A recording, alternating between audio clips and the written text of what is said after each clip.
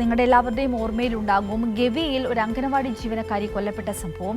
ഈ അംഗനവാടി ജീവനക്കാരിയുടെ കുടുംബത്തിന് സാമ്പത്തിക സഹായം പ്രഖ്യാപിക്കാതിരിക്കുന്ന സംസ്ഥാന സർക്കാരിനെയാണ് നമുക്ക് കാണുവാൻ സാധിക്കുന്നത്.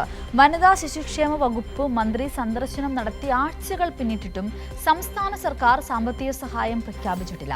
അതേസമയം CITU അംഗനവാടി ജീവനക്കാരുടെ യൂണിയൻ സമാഹരിച്ച് ധനസഹായം കുടുംബത്തിന് കൈമാറിയിട്ടുണ്ട്. വളരെയധികം ബുദ്ധിമുട്ടുന്ന ഒരു കുടുംബമാണ്. ആ കുടുംബത്തിന്റെ ഒരു വരുമാന മാർഗമാണ് ഇല്ലാണ്ടായിരിക്കുന്നത്. ഒരു അമ്മ ഇല്ലാണ്ടാകുമ്പോൾ ഉണ്ടാകുന്ന പ്രശ്നങ്ങൾ നമുക്ക് ഊഹിക്കാവുന്നതേ ഉള്ളൂ. അവിടെ ഒരു പകരമാവില്ല എങ്കിലും ഒരു സാമ്പത്തിക സഹായം നൽകി ആ കുടുംബത്തിന് ഒരു താങ്ങാവുക എന്നുള്ളത് ഒരു സർക്കാരിന്റെ കടമയാണ്. ആ കടമയിൽ നിന്നുമാണ് സർക്കാർ പിന്മാറുന്നത് എന്നുള്ളതാണ് യാഥാർത്ഥ്യം. നമുക്ക് ആ റിപ്പോർട്ട് കണ്ടുവരാം.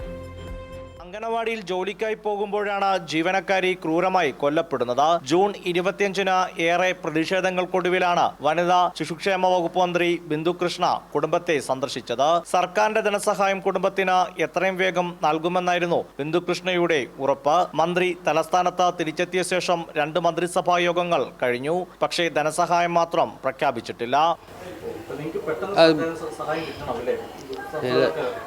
സഹായം കിട്ടണം.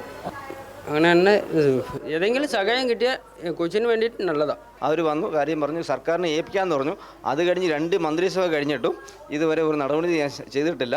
അത് ഞങ്ങൾ ബാക്കിയുള്ള മാധ്യമങ്ങൾ പറഞ്ഞിട്ടുണ്ട്. അവിടെ വന്ന് എല്ലാവരും വന്ന് മൊഴിയെടുത്തിട്ട് പോകുന്നുണ്ട്. ഇത് പാവപ്പെട്ട കുഞ്ഞിനെ പഠിത്തത്തിന് വേണ്ടി അവനെ അത്തോളം പറഞ്ഞല്ലോ.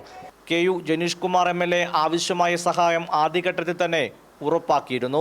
CITU യൂണിയൻ സമാഹരിച്ച ധനസഹായം കുടുംബത്തിന് പത്തനംതിട്ടയിൽ വെച്ച് കൈമാറി. മന്ത്രിയോടൊപ്പം ഗവി സന്ദർശനം നടത്തിയ കോൺഗ്രസ് ജില്ലാധ്യക്ഷൻ നടത്തിയ രാഷ്ട്രീയ പരാമർശങ്ങൾക്കെതിരെ വലിയ പ്രതിഷേധം നേരത്തെ ഉയർന്നിരുന്നു. കൈരളി ന്യൂസ്, പത്തനംതിട്ട.